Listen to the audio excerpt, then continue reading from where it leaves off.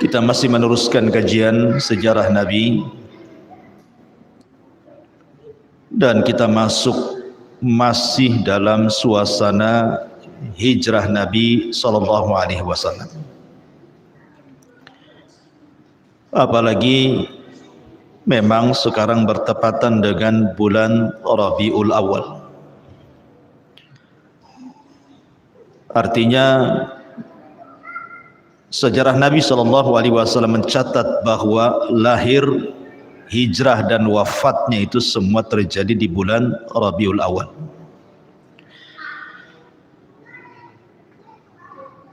Bagaimana suasana Nabi SAW dan para sahabat pasca hijrah dari Mekah ke kota Madinah? Apa yang dilakukan Nabi? Ma'asyiral muslimin yang dimuliakan Allah Subhanahu wa taala.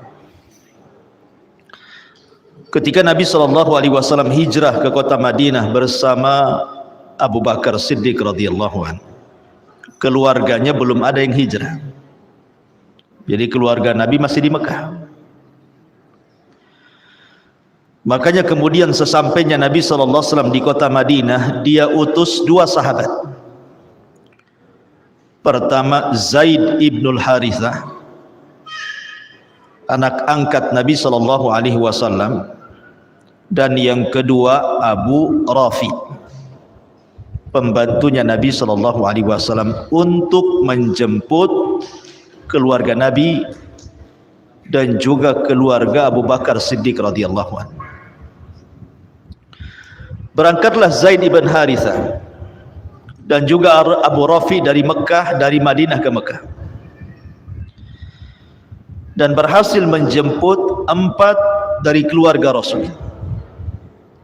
Pertama Fatimah, yang kedua Ummu Kulthum, yang ketiga Saudah bintu Jam'ah, dan pembantunya Ummu Aiman. Dibawa oleh Zaid ibn Harithah dan Abu Rafi ke kota Madinah. Karena Zainab ketika itu tidak bisa dibawa karena dilarang oleh suaminya Abul As ibn Rabi, yang ketika itu masih kafir, tidak boleh ikut hijrah bersama Zaid dan juga Abu Rafi ke kota Madinah. Belakangan Zainab itu baru hijrah, itu pun dalam kondisi hamil, kemudian dihadang dan ketakutan akhirnya keguguran. Dan itu kisah lain Zainab dengan Abul As ibn Rabi. Adapun Ruqayyah sebelumnya sudah hijrah, karena memang Ruqayyah adalah istri daripada Utsman, artinya sudah hijrah sebelum mereka ke Habasyah. Bahkan 2 kali kemudian gabung ke Madinah.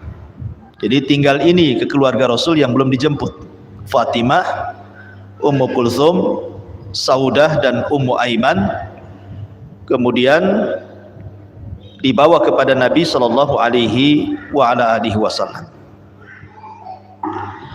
Adapun keluarga Abu Bakar Siddiq radhiyallahu an, yang dijemput oleh keduanya adalah istrinya. Istrinya Abu Bakar Siddiq radhiyallahu an juga ikut dijemput oleh Zaid dan juga Abu Rafi. Pertama Ummu Ruman istrinya,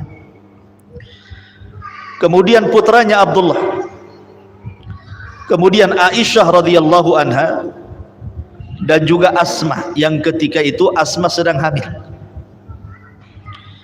Sehingga ketika sampai di Kuba, tempat Nabi SAW singgah 14 hari di Kuba, kemudian mendirikan masjid yang disebut dengan Masjid Kuba itu, Asma melahirkan.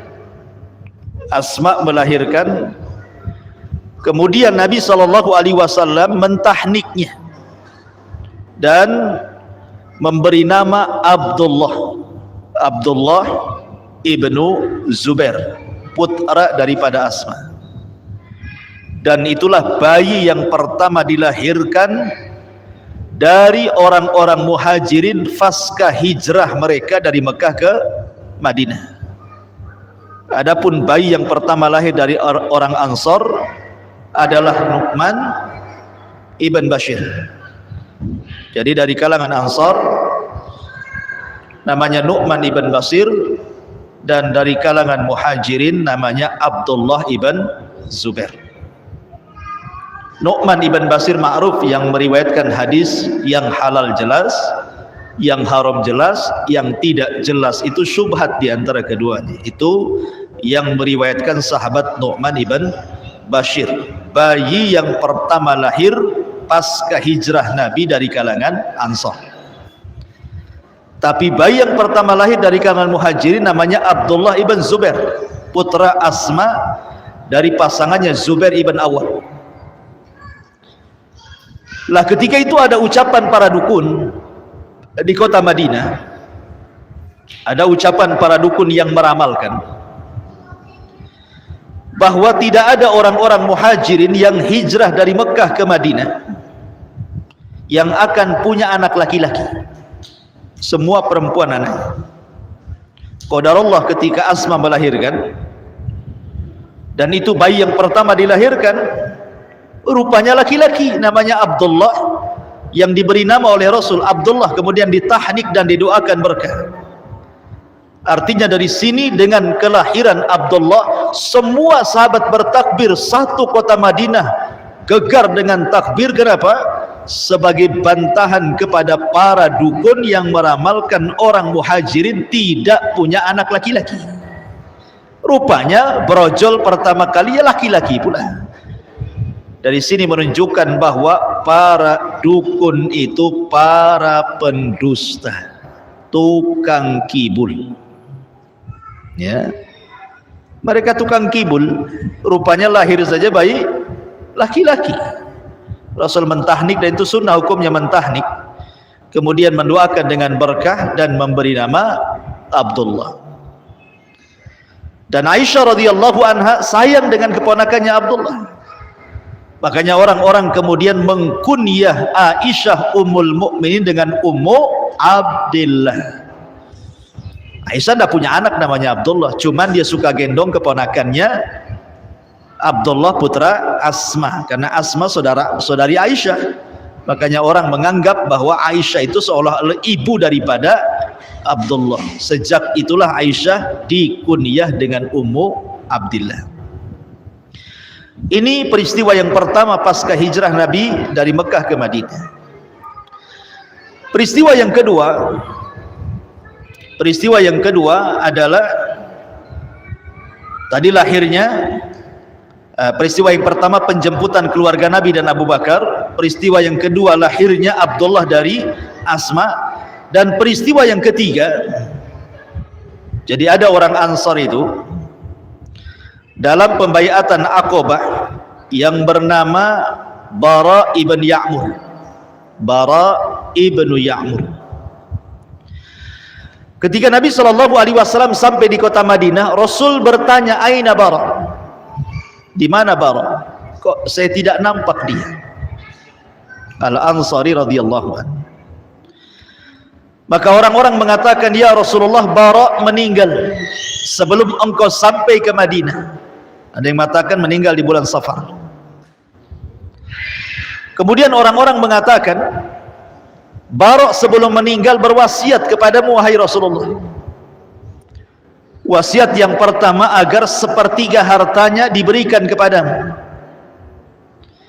Dan wasiat yang kedua agar saat dia detik-detik wafat, dia minta dihadapkan wajahnya ke arah kiblat. Tidak ada satu riwayat yang menjelaskan tentang sunnahnya mengarahkan orang yang sedang sakaratul maut ke arah kiblat kecuali riwayat Bara ini. Riwayat Bara ini. Jadi kalau ada orang sedang sakaratul maut, maka diarahkan ke kiblat, sama dengan ketika jenazah itu dimasukkan ke liang lahat, maka dihadapkan ke kiblat. Maka dalam hadis Bara ini, di antara wasiat Bara adalah meminta saat detik wafatnya dihadapkan ke kiblat. Padahal Nabi SAW tidak mengajarkan kepada Bara kan seperti itu. Tapi ini ijtihadnya Bara mengikuti fitrahnya. Tapi Rasul membenarkan dan mengatakan, sungguh Bara telah mencocoki fitrahnya. Laqad asabal fitrah. dia sudah mencocoki fitrahnya. Karena style Bara ini lain sendiri. Ya. Jadi ketika Nabi sallallahu alaihi wasallam salat pertama kali menghadap Baitul Maqdis, Bara ini menghadap Mekah. Padahal belum ada pemalingan kiblat. Tapi Nabi SAW kemudian memerintahkan agar dia memalingkan wajahnya ke Baitul Maqdis. Intinya di sini adalah bagaimana peristiwa yang ketiga, Nabi SAW menanyakan Bara, kemana Bara? Artinya Rasul punya perhatian khusus kepada para sahabat. Ya. Ini peristiwa yang ketiga. Kemudian peristiwa yang keempat, kita tahu bahwa Yathrib ataupun Madinah dulu itu tempat wabah. Banyak orang-orang yang datang ke kota Madinah itu, mereka sakit kemudian terduduk, terkadang sembuh, terkadang mati. Contoh saja umpamanya ayahanda Rasul, ketika dia kemudian hendak berniaga ke Syam, mampir di kota Madinah, terkena humma Yathrib, wabah Yathrib. Kemudian sakit 1 bulan, meninggal. Ayahanda Nabi SAW Abdullah meninggal karena terkena wabah humma Yathrib. Lah ketika para sahabat hijrah dari Mekah ke Madinah, seluruh keluarga Abu Bakar Siddiq radhiyallahu an kena humma Yathrib, kena bawah Yathrib. Istrinya Aisyah, Asma, hampir semua, termasuk juga Bilal bin Rabah radhiyallahu anhu, dan beberapa sahabat juga terkena wabah Yathrib. Sehingga di antara mereka kemudian ada yang mengucapkan hal-hal yang tidak layak diucapkan, seperti Bilal mengatakan, kalaupun harus aku mati, ya Rabb, tolonglah mati saja di Mekah, jangan di sini. Karena ketika itu memang belum ditarbiyah oleh Nabi SAW, sehingga kemudian ucapan mereka macam-macam. Jadi sampailah kepada Nabi SAW ucapan mereka itu, maka Nabi SAW terenyuh dengan ucapan para sahabat itu. Kemudian Rasul berdoa kepada kota Yathrib ini. Kemudian Rasul mengatakan, Allahumma habib ilainal madinata kama ahbabtal makkata wa sahih lana hawa'uha wa sahih lana hawa'aha wa barik lana fi sa'iha wa muddiha wangkul humaha ila Juhfah. Kata Nabi SAW, ya Allah, cintakan kepada kami kota Madinah ini sebagaimana engkau mencintai kota Mekah. Ya Allah, sehatkanlah cuacanya, jangan ada wabah. Ya Allah, berkahilah sa' dan mudnya. Ya Allah, palingkanlah, pindahkanlah wabah ini ke daerah Juhfah, jangan di kota Madinah. Maka sebab itu kemudian Yathrib tidak ada wabah lagi setelah doa Nabi SAW, dan menjadi Thayyibah, menjadi negeri yang baik. Makanya disebut Al-Madinatu At-Thayyibatu, kota yang baik. La Aisyah radhiyallahu anha, ketika dia terkena humma Yathrib, dan juga Abu Bakar Siddiq radhiyallahu juga terkena humma Yathrib, Aisyah datang menanyakan soal kabar bapaknya dan mengatakan, ya abi, wahai bapakku, bagaimana kondisimu? Bagaimana kondisimu wahai abi, wahai bapakku? Kaifa tajiduka ya, apa yang kau rasakan wahai ayah? Bagaimana kondisimu, sehat atau tidak? Maka Abu Bakar Siddiq radhiyallahu anhu mengucapkan satu kalimat baik sekali. Apa kata Abu Bakar kepada Ummul Mukminin Aisyah radhiyallahu an? Kullu mri'in munabbahun fi ahlihi wal mautu adna min syiraqi na'lihi. Apa kata Abu Bakar? Kullu mri'in musabbahun fi ahlihi wal mautu adna min syiraqi na'lihi. Terkadang setiap orang, mereka tidak merasa mereka senang di tengah-tengah keluarganya, padahal kematian sudah mengintai lebih dekat dibandingkan tali sandalnya. Terkadang orang lupa dengan kematian kan. Apalagi kalau sedang senda gurau, tertawa-tertawa, bahagia, lupa kematian. Kata Abu Bakar, padahal kematian sedang mengintai dia dan kematian jauh lebih dekat kepada dia dibandingkan tali sandalnya. Abu Bakar Siddiq radhiyallahu anhu mengingatkan Aisyah radhiyallahu anha bahwa sewaktu-waktu kematian itu akan datang. Ya, karena kematian itu antrian manusia. Kemarin si anu, tadi si anu, nanti malam pula kita. Siapa yang tahu kematian? Kematian kan rahasia Allah. Ya. Ma'asyiral muslimin yang dimuliakan Allah Azza wa Jalla.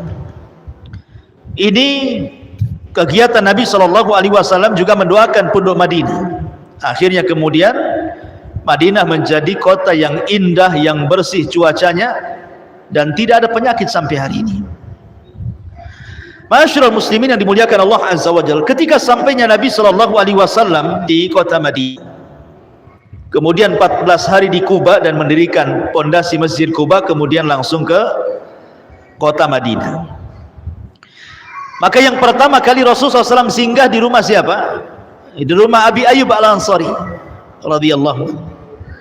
Rumah Abi Ayyub ini adalah rumah yang pernah dibuat oleh seorang raja Yaman namanya Tuba.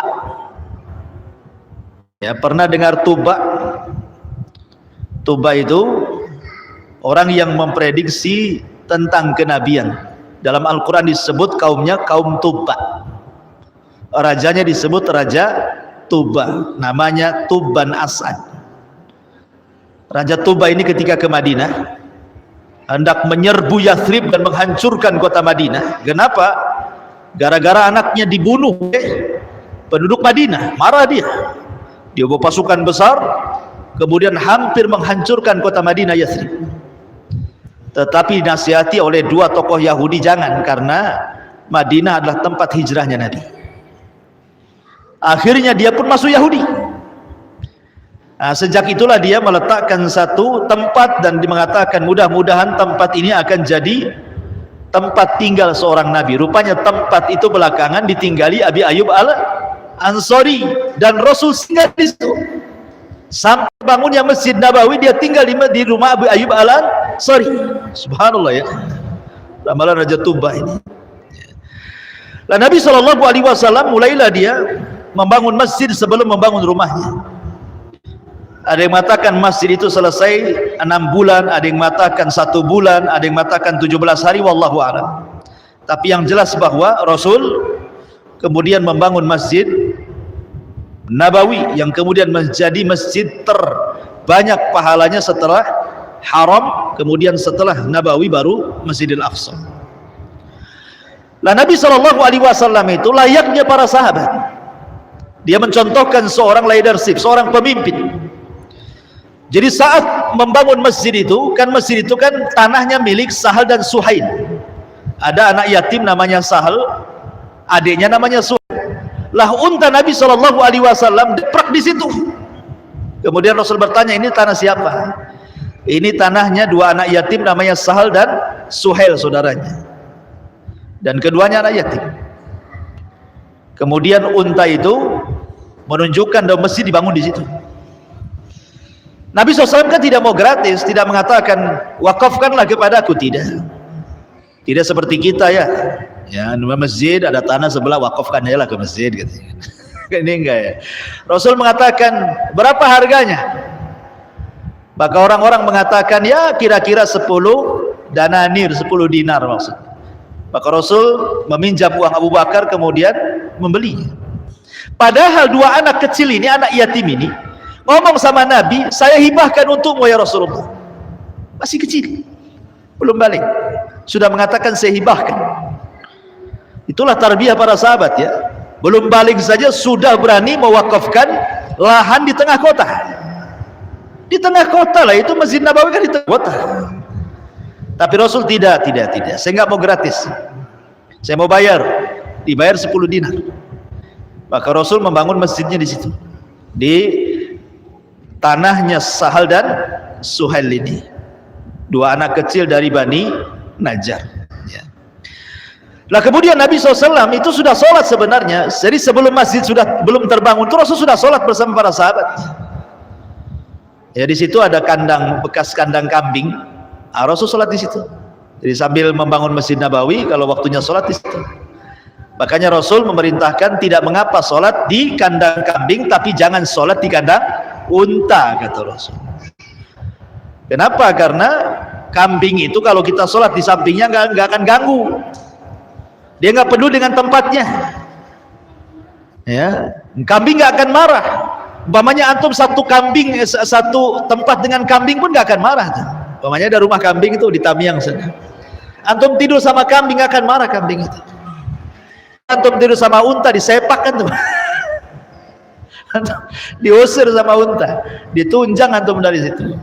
Makanya dilarang sholat di marabidil ibil kan gitu ya. Tidak boleh sholat di kandang unta. Nanti untanya nampak dari jauh dikejar antum. Tapi Rasul membolehkan sholat di kandang kambing. Karena memang kambing itu melahirkan kelembutan, unta itu melahirkan kekerasan. Umar radhiyallahu an yang digembala unta, pokoknya keras dia kan. Rasul yang digembala kambing lembut dia. Ya. Ma'asyiral muslimin yang dimuliakan Allah Azza wa Jalla. Akhirnya kemudian Nabi SAW membangun Masjid Nabawi tersebut dan ikut bekerja di situ. Ya, Rasul itu bukan berarti pemimpin ngawasi, naik tunjuk, tolong angkat sana, enggak. Rasul ikut kerja di situ.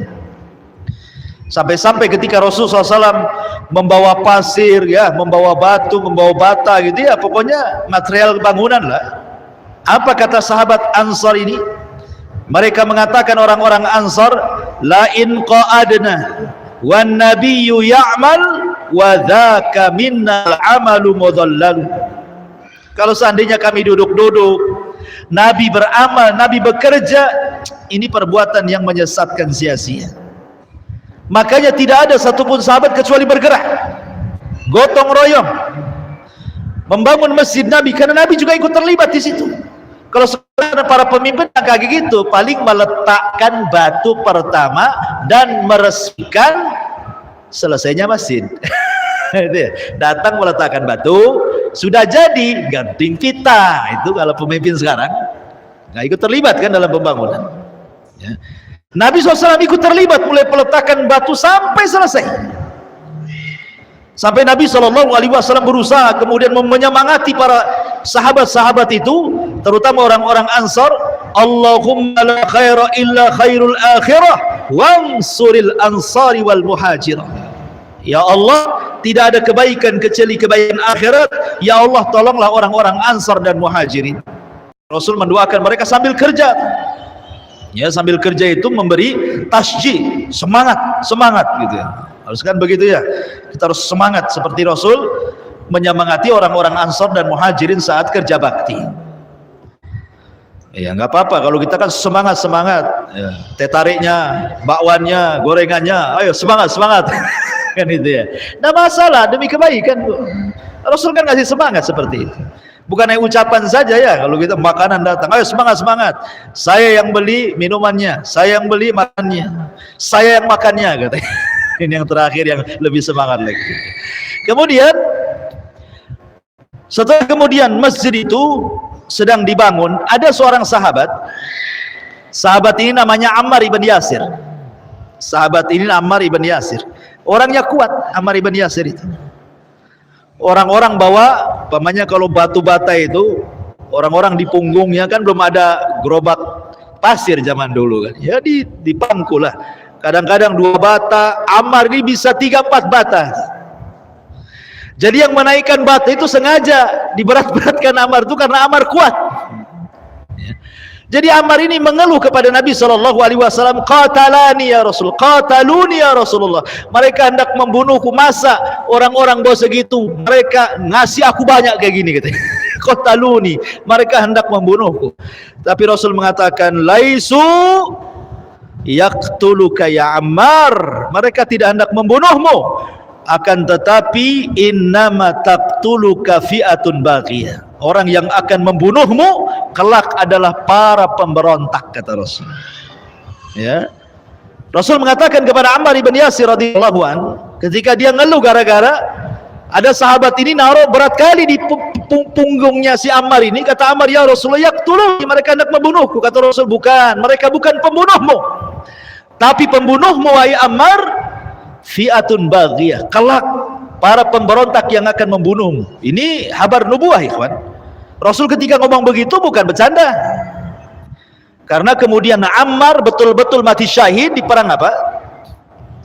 Di perang ketika Ali dan Muawiyah berselisih di perang Siffin, di mana tentara Ali radhiyallahu an berperang melawan tentara Muawiyah, perang saudara, salah paham.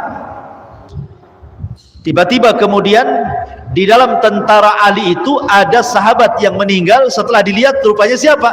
Ammar ibn Yasir. Dari sini kita tahu bahwa Ali di atas kebenaran dan Muawiyah dianggap pemberontak. Karena Rasul yang mengatakan kan, yang akan membunuh adalah para pemberontak.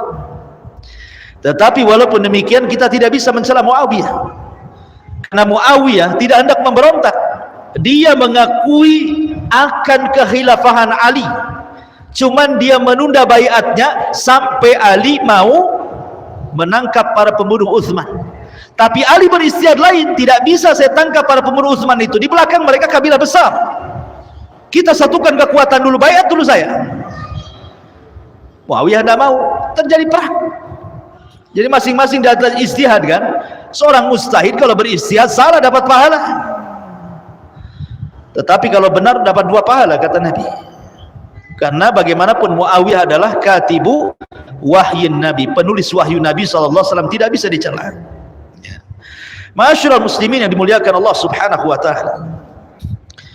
Ini diantara kegiatan-kegiatan Rasul pasca datang ke kota Madinah. Sedikit bergeser kepada orang-orang Ansor. Ma'asyiral muslimin yang dimuliakan Allah Azza wa Jalla, kita tahu bahwa Ansor adalah tuan rumah bagi orang-orang Muhajir. Perhatikan ayat Al-Quran yang menceritakan tentang orang-orang Ansor dalam surah Al-Hasyr ayat 9. Allah mengatakan, walladzina tabawwa'ud dara wal iman min qablihim yuhibbuna man hajara ilaihim wala yajiduna fi sudurihim hajatan mimma utu wa yu'thiruna ala anfusihim walau kana bihim khasasah. Dan orang-orang yang mereka tinggal di Dar, sebuah daerah yang penuh dengan keimanan sebelum mereka, maksudnya orang-orang Muhajirin yang datang ke kota Madinah. Jadi orang-orang Ansor itu yuhibbuna man hajara ilaihim, sangat mencintai orang-orang yang hijrah dari Mekah ke Madinah. Dan mereka tidak mendapati dalam hati-hati mereka keberatan terhadap apa yang mereka berikan kepada orang-orang Ansor. Wa yu'thiruna ala anfusihim walau kana bihim khasasah. Bahkan mereka mengutamakan orang-orang Muhajirin walaupun orang-orang Ansor dalam posisi kesulitan. Ikhwan, kalau kita melihat sejarah, belum ada kecintaan sebuah kaum melebihi kecintaan orang-orang Ansor kepada Muhajirin. Belum ada kecintaan sebuah kaum kepada saudaranya melebihi kecintaan orang-orang Ansor kepada Muhajirin. Makanya Allah Subhanahu wa taala gambarkan dalam surah Al-Hasyr, ketika orang-orang Muhajirin dari Mekah datang ke kota Madinah, maka Nabi SAW ketika itu berusaha untuk mempersaudarakan antara orang-orang Muhajirin dan Ansar. Salah satu bentuk persaudaraan yang dipersaudarakan Nabi SAW ketika itu adalah bukan hanya saling membantu, tetapi orang-orang Ansar diwajibkan mewarisi hartanya kalau mereka meninggal melebihi kerabat mereka.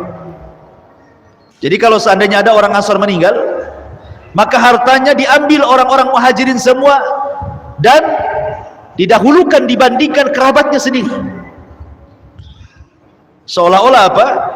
Ukhuwah agama lebih kuat dibandingkan ukhuwah nasab. Itu di permulaan tuh. Ya. Tetapi kemudian setelah perang Badar dihapus, khusus waris mewarisi dihapus. Tidak ada lagi kecuali yang ada hubungan kerabat. Tapi bagaimana orang-orang Ansar? Bukan hanya bicara waris. Ketika orang-orang Muhajirin datang, mereka datang kepada Nabi SAW dan mengatakan, ya Rasulullah, kami punya kebun kurma. Kami punya kebun kurma. Nanti setiap hasil ya Rasulullah, kami bagi dua. Separuh untuk kami, separuh untuk orang Muhajirin.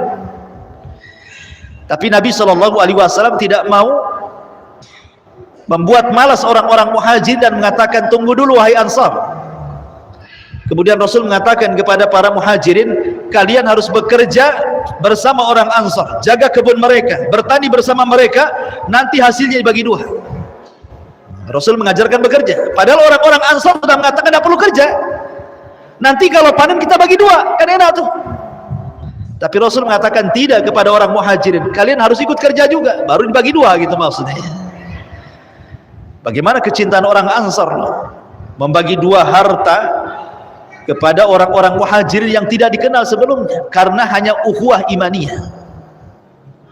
Kemudian juga kasusnya Abdurrahman bin Auf yang sering kita kisahkan, kan? Dia dipersaudarakan dengan siapa? Sa'd bin Rabi. Sa'd bin Rabi. Dan Sa'd bin Rabi mengatakan dirinya dalam sebuah riwayat, saya ini orang yang paling kaya, katanya. Sa'd bin Rabi mengatakan, saya adalah orang yang paling kaya di kota Madinah. Seandainya 1/10-nya saja kekayaan Sa'd bin Rabi diberikan kepada Abdurrahman bin Auf, itu sudah kaya Abdurrahman bin Auf. 1/10-nya saja. Tetapi Sa'd bin Rabi mengatakan kepada sahabat Muhajirin Abdurrahman bin Auf, dia mengatakan, aku punya harta, ku bagi separuh. Padahal 1/10-nya saja sudah kaya. Gimana separuh? Orang kaya di zaman sekarang kayak gitu nggak ada. Jangan lagi cerita dengan saudara seiman, dengan kerabatnya saja nggak ada. Mau ngasih separuh hartanya, punya 2 perusahaan nih, adekku kok ambil, nggak ada ceritanya. Nanti orang-orang mengatakan udah gila tuh Pak, katanya. Udah gila, nggak tahu makan obat apa dikasih-kasihkan katanya duitnya, katanya. Jadi orang Ansar sampai seperti itu kepada Abdurrahman bin Auf, sampai membagi hartanya dibagi dua, rumahnya 2 rumah dikasih satunya untuk dia satunya. Sampai yang menjadi kritikan para ulama adalah ketika bicara istri, kata Sa'd bin Rabi, aku punya 2 istri, kau pandang keduanya, mana yang lebih cantik kau tunjuk dia, ku ceraikan dia, habis masa idahnya ku nikahkan kau dengan dia. Ini menjadi kritikan para ulama. Kok bisa seorang sahabat menjatuhkan dirinya? Mana sikap kelaki-lakiannya? Masa mau menceraikan istrinya? Emang salah apa istrinya? Paham ya di sini ya? Ini kan menceraikan istri, istri ini salah apa? Kenapa diceraikan kemudian dinikahkan dengan orang? Mana sikap kejantanannya, kelaki-lakiannya, gitu maksudnya. Ya, kenapa dilakukan seperti itu? Apa alasannya? Dalam pandangan agama pun kan tidak benar ini, ya kan? Antum punya istri 2, kemudian datang saya ke rumah antum, mau nambah istri enggak, katanya. Oh mau, aku pandang istri saya itu, mana yang cocok besok keceraikan, tunggu masa idahnya, poligamilah dengan istri saya. Mana sikap cemburu antum, laki-lakinya antum mana? Gitu ya. Rujulahnya itu mana gitu? Kok bisa dia? Emang salah apa istri itu diceraikan gitu, dinikahkan dengan orang? Iya kalau dia mau, kalau enggak, ya. Para ulama menjawab nih. Pertama jawabannya, kita tahu bahwa Sa'd bin Rabi itu adalah orang yang paling dermawan, dan Abdurrahman itu orang yang paling menjaga kehormatan. Artinya tidak mungkin mau juga Abdurrahman itu, walaupun dikit-dikit itu nggak mau dia, karena dia paling menjaga kehormatan. Ini satu jawaban. Yang kedua jawabannya, kata para ulama, boleh jadi itu makamnya makamul farah, di mana Sa'd bin Rabi ini sedang senang-senangnya. Terkadang ketika orang senang itu salah ngomong. Seperti contohnya ketika ada, kata Nabi SAW, seseorang yang membawa unta dengan perbekalannya di padang pasir, tiba-tiba kemudian unta saat perbekalannya hilang. dan dia mengatakan mati aku di tengah padang pasir, nggak ada unta, nggak ada perbekalan, pasti mati. Kemudian tiba-tiba ketika dia sudah cari sana sini nggak ketemu, dia pun sudah pasrah mau mati. Tiba-tiba dia berbaring, pas bangun untanya di sampingnya, salah ngomong. Dia mengatakan dengan doa, anta abdi wa ana rabbuk, katanya. Salah ngomong, kamu hambaku, saya Rabbmu, katanya. Salah ngomong, saking bahagianya dia salah ngomong. Tetapi kan Allah Subhanahu wa taala tidak menyalahkan, kan ini salah ngomong saking bahagia kan. Terkadang makom bahagia itu terkadang orang tersilap-silap ngomong. Makanya bisa saja Sa'd bin Rabi tersilap ngomong saking bahagianya. Yang kedua, yang ketiga, jawaban para ulama, boleh jadi itu makom ikhtiar, bukan sebuah paksaan kepada istrinya. Tentu dia akan ngomong sama istrinya kan, ini kan ikhtiar itu kan pilihan. Kalau kau mau sama dia, aku ceraikan, masa idahnya habis, kau menikah. Kalau tak mau ya sudah, itu maksudnya. Jadi ini bukan semacam paksaan. Jadi itulah jawaban kenapa kemudian seorang Sa'd bin Rabi mengatakan perkataan seperti itu. Boleh juga karena tiga perkara tadi. Dan sahabat juga manusiawi, bisa salah kan itu ya. Yang maksum kan cuma Nabi SAW. Maksumnya para sahabat itu kalau berkumpul kemudian berpendapat satu pendapat dan sepakat, itulah disebut ijma lah. Ijmanya itu yang maksum. Kalau individunya tidak maksum. Ma'asyiral muslimin yang dimuliakan Allah Subhanahu wa taala, intinya bahwa akhirnya Abdurrahman bin Auf mengatakan tidak. Dia hanya mendoakan dengan doa yang baik, barakallahu fika wa fi ahlika wa malik. Semoga Allah berkahi engkau, keluargamu dan hartamu. Dullani ala suq, tunjukkan mana pasar. Akhirnya dia masuk ke dalam pasar.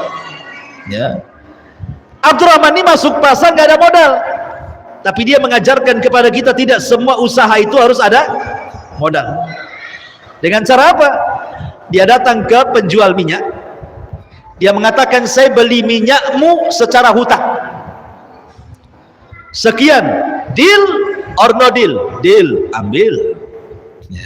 Kemudian dijual ke orang secara cash. Akhirnya dapat untung, uang pokoknya dibayarkan ke orang yang jual pertama, yang dia ambil hutang, dapatlah untung di situ. Itu namanya bisnis tanpa modal. Tapi di mana orang sekarang yang mau ngasih utangan? Masalah. Kalau orang dulu kan memang dipercaya, mengutang berapa saja yakin mau bayar. Sekarang kan tengok-tengok orang kalau mau utang itu, muka tak bayar ini katanya. Mukanya nampak katanya, muka tak bayar katanya. Dari mana tahu lah pokoknya, pirasat ini pirasat katanya.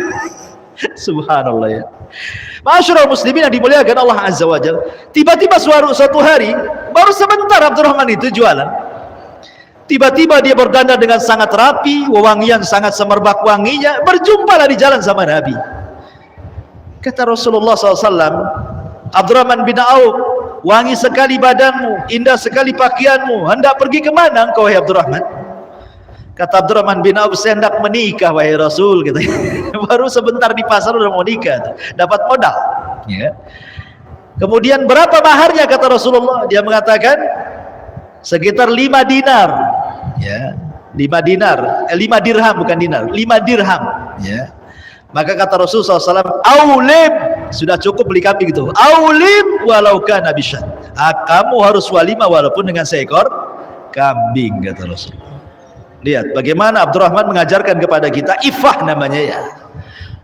Ifah itu bagaimana menjaga diri untuk tidak meminta-minta. Kata para ulama, pelajarannya adalah kalau ada orang yang dermawan kepada Anda, kalau ada orang yang dermawan kepada Anda, kemudian Anda tetap menjaga ifah untuk tidak bersandar kehidupan Anda kepada orang itu, maka derajat kita akan diangkat oleh Allah Azza wa Jalla. Tapi ketika kemudian ada orang yang dermawan kepada Anda, kemudian Anda bersandar kepada kedermawanannya, maka jatuhlah harga diri dan kehormatan kita di hadapan makhluk dan di hadapan Allah Subhanahu wa taala. Itulah yang diajarkan para sahabat kepada kita. Jangan pernah menyandarkan sesuatu kecuali kepada Allah. Siapa yang menyandarkan sesuatu kepada makhluk pasti jatuh. Karena makhluk itu tidak ada yang kokoh sandarannya. Kalau orang kaya miskin, jatuh Anda sandarannya. Pejabat selesai, jatuh sandarannya. Polisi sandarannya, polisinya kena pecat, kena narkoba, jatuhlah. Panjang masa kan? Artinya kalau bersandar kepada Allah itulah Qawiyul Azim, zat yang maha kuat lagi maha bijaksana. Ma'asyiral muslimin yang dimuliakan Allah Azza wa Jalla. Dan banyak lagi kisah-kisah persahabatan orang-orang Muhajir dan Ansar. Kisahnya Abu Darda dengan Salman Al-Farisi itu juga menarik gitu ya. Dan banyak lagi kisahnya Umar bin Khattab dengan seorang Ansar yang dipersaudarakan Rasul sampai gantian ngaji. Jadi Umar ini gantian ngaji tuh. Jadi kalau Umar kerja, kau yang ngaji ya. Nanti pulang ngaji kasih tahu faedahnya. Nanti dia kerja, Umar yang ngaji pulang. Nah, ini faedah dari Nabi. Berbagi ilmu. Umar dan orang yang dipersaudarakan dengan Umar bin Khattab radhiyallahu anhu. Sudah isya ya? Sudah. Taib, mudah-mudahan ada manfaatnya. Subhanakallah bihamdika asyhadu an la ilaha illa anta astaghfiruka wa atubu ilaik. Allahu ta'ala alam. Assalamualaikum warahmatullahi wabarakatuh.